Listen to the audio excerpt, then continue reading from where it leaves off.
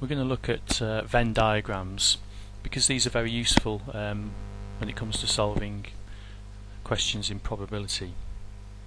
And a Venn diagram allows us to visualize all the outcomes that can occur in a given experiment. We've got the rectangle here, which is the sample space, so that contains all of the outcomes.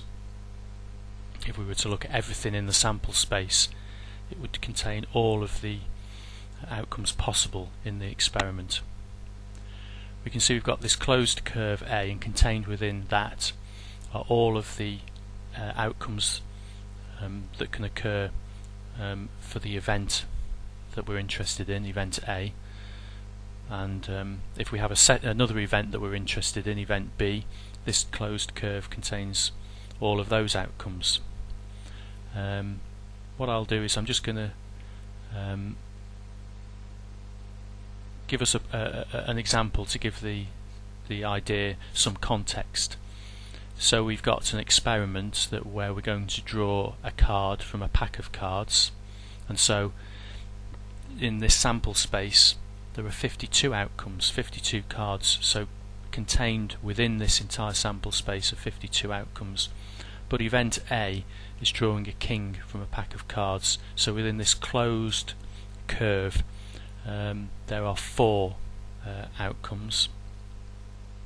Event B is drawing a diamond from a pack of cards, so contained within this closed curve are 13 outcomes.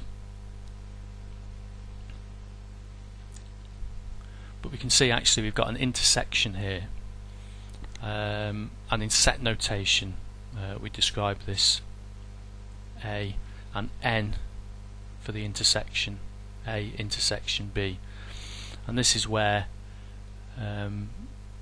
both occur at the same time. We've both drawn a king and a diamond, and of course that would be the king of diamonds.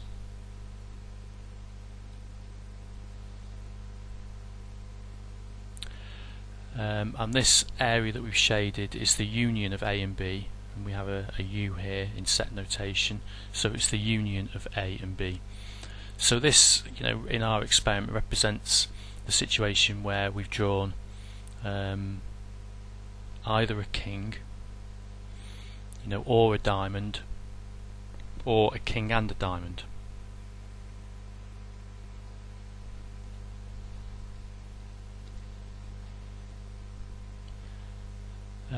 And finally we're going to look at the outcome which is not A, and in set notation we've got this little dash, so everything except A. So this represents this part of event B, drawing a diamond but not the king of diamonds, and everything else apart from the king and the diamond. Which is, is quite tedious in those terms, and we can simplify it if we're talking about probability. If you remember, the probability of everything within the rectangle is 1, because that contains all outcomes. And so another way of looking at it is the probability of it not being A is the whole thing less the probability of A, which we can see here.